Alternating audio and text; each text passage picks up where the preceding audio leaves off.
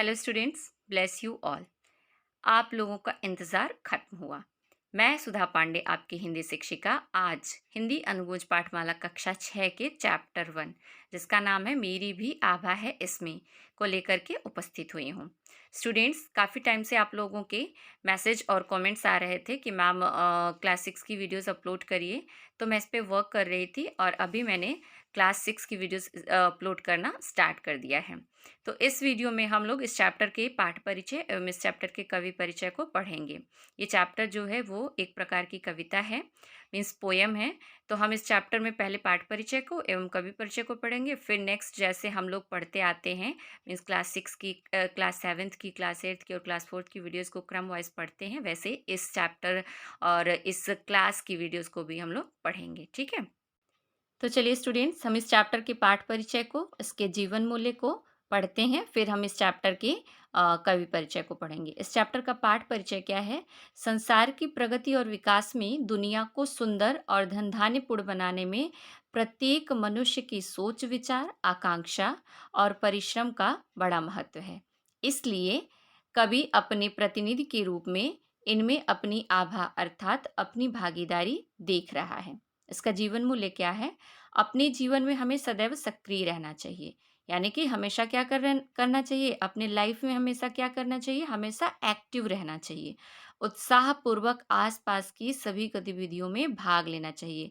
और क्या करना चाहिए? हमेशा एक्साइटमेंट के साथ हमारे सराउंडिंग्स में जो भी चीज़ें हो रही हैं, उनमें क्या करना चाहिए? पार्टिसिपेट करना चाहिए।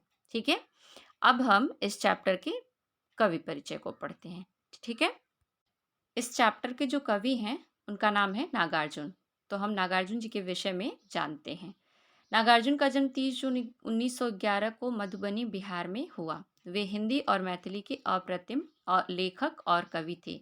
मीन्स ये लेखक भी थे और कवि भी थे, अर्थात ये गद्य रचना भी करते थे और पद्य रचना भी करते थे। उनका असली नाम वैद्यनाथ मिश्र था। मीन्स नागार्जुन इनका असली नाम नहीं था, इनका जो रियल का नाम था वो वैद्यनाथ मिश्र था।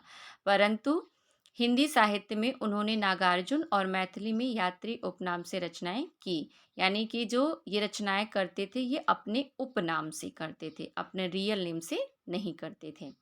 1936 में यानी कि 1936 में वे श्रीलंका चले गए और वहीं बौद्ध धर्म की दीक्षा ली। 1936 में ये श्रीलंका जाकर के बौद्ध धर्म की दीक्षा ग्रहण किए। ठीक है। नागार्जुन फक्कड़ और घुमक्कड़ी प्रवृत्ति के थे। फक्कड़ मीन्स क्या होता है? जो किसी की बात ना मानता हो, मीन्स जिस पर किसी की बात का कोई असर ना होता हो। और घुमक्कड़ी यानी कि बहुत ही ज़्यादा घूमने फिरने वाला हो।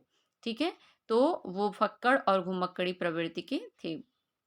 लोक जीवन, प्रकृति और समकालीन राजनीति उनकी रचनाओं के मुख्य विषय रहे। लोक जीवन मीन्स जो सांसारिक जीवन है, जो आम लोगों का जीवन है, प्रकृति जो नेचर है, और समकालीन राजनीति मीन्स उनके टाइम की जो राजनीति थी, ये सारी चीज़ें इनकी रचनाओं के मुख्य विषय रहते थे। ठीक है। इनकी कविता में धारदार व्यंग्य मिलता है, यानी कि इनकी जो कविता होती है वो व्यंग्यपूर्ण होती है, दूसरों पे कटाक्ष करती हुई नजर आती है। इनकी एक रचना है पत्रहीन नग्नगाछ पर, इन्हें साहित्यिक अकादमी पुरस्कार मिला था।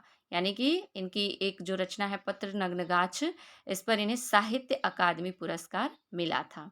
ठीक है स्टूडेंट्स, आपके मीन्स क्लास 6 के अकॉर्डिंग इनके बारे में इतना ही। नागार्जुन के बारे में तो बहुत कुछ हमें जानना है, लेकिन अभी नहीं, जब आपकी क्लास बड़ी होगी तो आप सब कुछ जानेंगे। ठीक है, तो अभी के लिए हम क्या करते हैं, इस चैप्टर के शब्द अर्थ को जान लेते हैं, ताकि हमें चैप्टर के अर्थ को निकालने में कोई प्रॉब्लम ना हो। इसका पहला शब्द है नए गगन में नया सूर्य। नए गगन में नया सूर्य का मतलब है नए युग का नया प्रकाश। ठीक है, आभा मीन्स क्या होता है? चमक। लेकिन इस चैप्टर के सेंस में हम योगदान पढ़ेंगे। सपनों ने सहलाया मीन्स सुंदर फूलों का खिलना, कल्पना करना।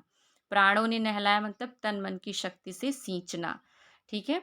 खलिहान मीन्स कटी फसल को एकत्रित रखने का स्थान। सुनहली मीन्स सुनहरी। रग रग मीन्स नस नस में। शोणित मीन्स रक्त, लहू यानी कि खून, खून जिसको कहते हैं ब्लड। भूखंड मीन्स भूमि का टुकड़ा। दमक मीन्स चमक। इसमें एक और पार्ट दिया होता है श्रुत लेखन। श्रुत लेखन हम क्या करेंगे, पहले उच्चारित करेंगे, फिर इसको कॉपी में लिख करके बार बार प्रैक्टिस करेंगे, लिखने की भी और बोलने की भी। भूखंड, खुशबू, सहलाया, सुनहली, खलिहान, शोणित, बूंदें, विशाल।